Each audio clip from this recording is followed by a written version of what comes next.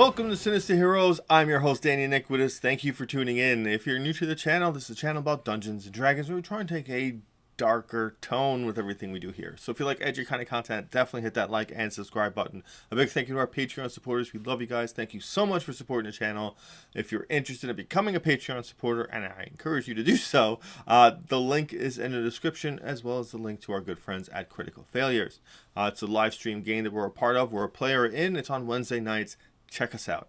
And with all that out of the way, we're gonna have to do this, so we might as well do it now and talk about the Halfling. Alright, full disclosure, I hate the little people in D&D, not in real life. In D&D, I just don't like the small species. They just annoy me, outside of kobolds, because I love them, because everyone has that one part in their life they just can't quit. That being said, I do hate halflings. Halflings are kind of like the hobbits of the world, so if you're looking to play a hobbit, this would probably be your deal. Again, I hate them. I just find them annoying, and I don't know. That's just me personally. Again, if I'm in a game, I try not to purposefully hate a creature that has selected a small race, because, you know, everybody makes mistakes, but you know, there's no reason to ruin their parade. But yeah, outside of game, I just hate them so much. But they are a staple in lore for a lot of fantasy realms and places, and they do have their place here. They're kind of like happy little people that are brave and heroic and want to be adventurous and are so curious about the world around them and all that happy stuff. Which again, just really grates on my gears, but you know, there are happier things that I tend to like. So let's jump right into my living nightmare, and we'll go into the two different versions of the halfling. So in the player's handbook, which the halfling originates in, so yeah, it's been there since Jump Street. You are small, so you're about 3 feet tall. You weigh about 40 pounds. And you can be thrown very far because, you know, what other purpose do you have? Your base walking speed is 25 feet. So you are a little bit slower. Your legs are a little smaller. Kind of makes sense. One of the reasons why they're a very popular race is because they have this insanely good ability called Lucky. When you roll a 1 on an attack roll, ability check, or saving throw, you can re-roll the die, and you must use the new result, even if it is a 1. This is obviously very powerful. You don't want to fail a saving throw in the wrong spot, an ability check in the wrong spot. In all honesty, a 1 on attack roll kind of depends on how insane your DM is. If they're doing one of those things where it's like, oh, you hit a 1, so you take damage or whatever it is, like, it can be a tougher pill to swallow than just, oh, you just missed and you dropped your weapon, so you just have to take your movement speed to pick it up or whatever. You know, it's a little bit dependent on how vindictive your DM is, though sometimes it's fun. The real kicker is the ability check or the saving throw. There are some times where you need to make a jump or you need to avoid a certain kind of danger, in which case a critical fail could result in severe damage and or your death. Having Lucky as a racial ability is pretty profound. On a saving throw like a disintegrate or you know, a finger of death or something, yeah, you're gonna wish you saved it for this. In all honesty, I'd save it for an ability check or a saving throw personally, but I would never find myself in a situation because I would never choose this. You also have Brave. You have advantage on saving throws against being frightened. I happen to love fear. I happen to think it's one of the best effects because I'm a crazy person. So in my mind, when I see a fear effect in-game work on an enemy, I imagine this enemy is suffering profusely on a psychic level, on a mentality, on a perspective of their life is now in this panic and fear, and it's very enticing for me to pounce on that. That being said, as a player, being hit by the frightened condition is very debilitating. It's very difficult to really kind of piece together that you can't go forward. because the character that you're scared of is diagonally forward from you. So anywhere that would go towards that direction would be detrimental to you. So you can't do it. And then having to deal with a disadvantage. It's a lot to deal with. It's a pretty debilitating thing. I love the condition. That and a lot of the fears have different rider effects on them, depending on what it is. So having advantage against being feared is pretty great. Nimble, you can move through the space of any creature that is of a size larger than yours, so you can dart between the legs of medium or large creatures, and your party members being one of those things. Technically, you really shouldn't be able to walk through your party spaces, but we all do it anyway. But if you're trying to make D&D more realistic, you shouldn't do that. You should always go around them. But yeah, no, it's great for moving. Understand that if you take the disengage action, that means you can go through your enemy because you're going kind of under the legs, and you can pass because you're moving through the space of a creature that's larger than you. So your escape routes do widen, as opposed to being just from the sides and what's behind you. You can now go forward as well. And you can speak, read, and write Common and Halfling. Yes, for some reason they have developed a language to keep their society going. I think that's a terrible mistake and they shouldn't, but they do have their own language. I should really tone down the hate. But they do. Languages are kind of important. More so for spellcasters because most magic is written in Draconic, so knowing Draconic is probably the language most likely suited.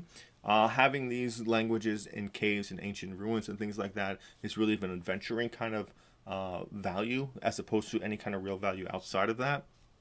But it is very beneficial to do that.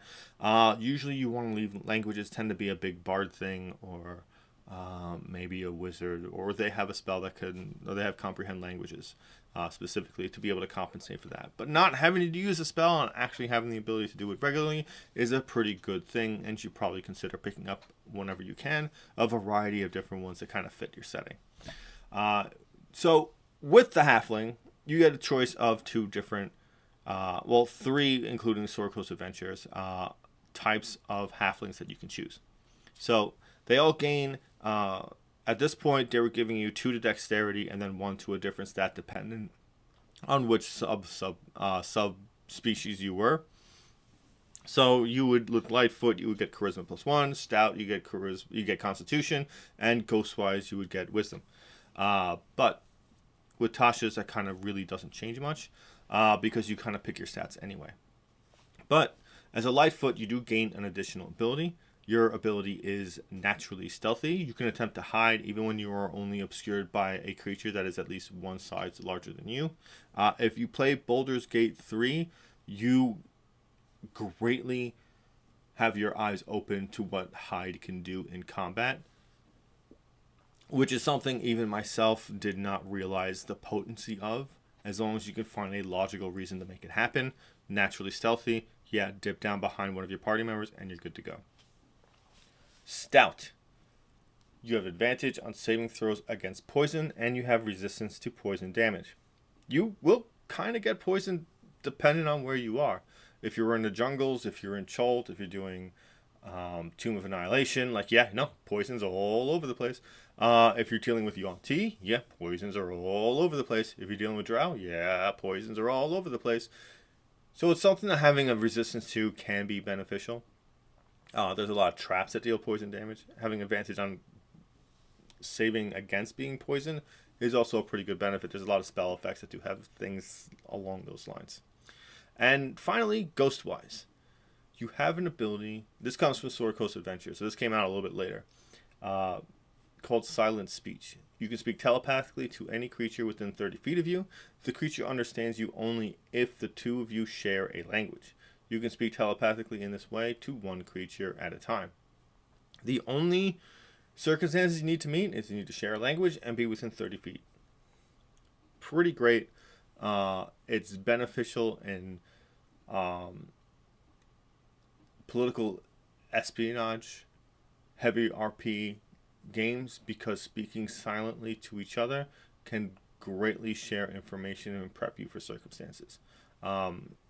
Knowing something that you can share in that kind of mindset where you're safe to communicate things in a sequence, or maybe you're in like a meeting, or you're watching, you're part of a negotiation.